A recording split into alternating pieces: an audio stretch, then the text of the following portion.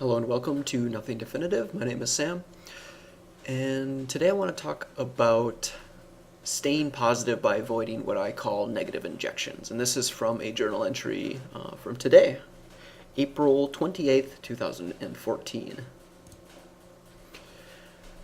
The epiphany came to me when I was meditating under the influence and realized that every thought I had was followed by a negative response.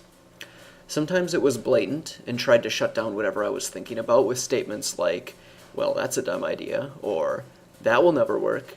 Other times it reminded me of financial or personal situations and brought about the bubblings of stress I tend to have. And other times it was more subtle and passive-aggressive, like, oh, not this thought again. Now, of course, the actual statements aren't really this bland. I mean, they're abstract thoughts and emotions. These are just representations of them. If it was really this plain, I would probably be considered schizophrenic, but the point is, they are there in some form and constantly active in contradicting or challenging my positive thinking. Since that night, I've begun to analyze my thoughts more closely to inspect whether these negative injections happen on a regular basis in my sober mind or just under the effects of marijuana. And sure enough, they do. Now, this might actually be a helpful evolutionary process that stops your mind from being so idealistic and positive that you get yourself killed. When we look at nature, everyone is on high alert and under stress because that's what it takes to survive.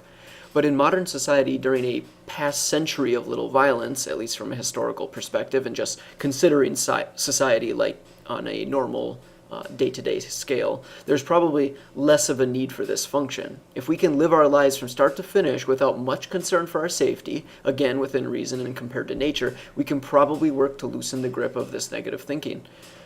So with that being said, I recommend a quick, regular analysis of your thoughts.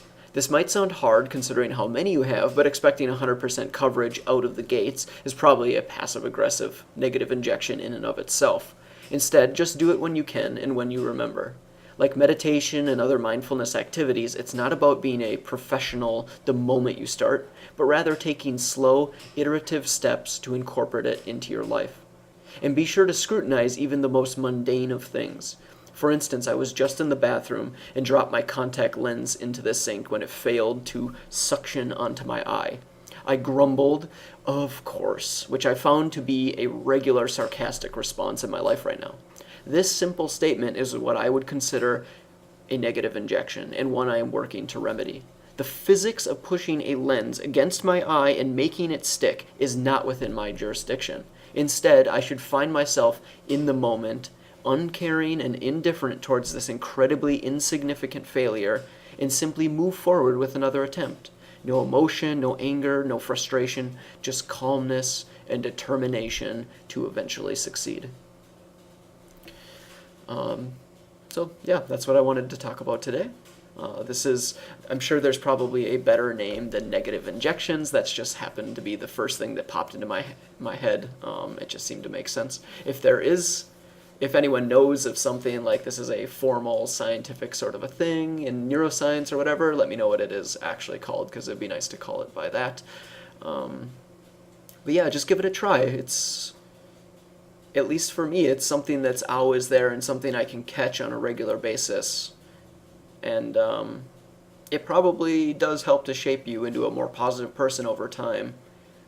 This is a fairly recent realization, so I haven't really noticed any major differences by pointing out these things, although it does help from moment to moment if I do notice one and I say, hey, now I'm being really negative, like this is one of those negative injections, stop it, and then I say something positive in response or whatever, and it does help then. So hopefully over time it'll have a more dramatic shift though. Thanks for listening as always. Please consider subscribing, sharing, commenting, liking, whatever. If you have any comments, definitely leave them. I try to respond, and I do read them. So yeah, thanks and see you next time.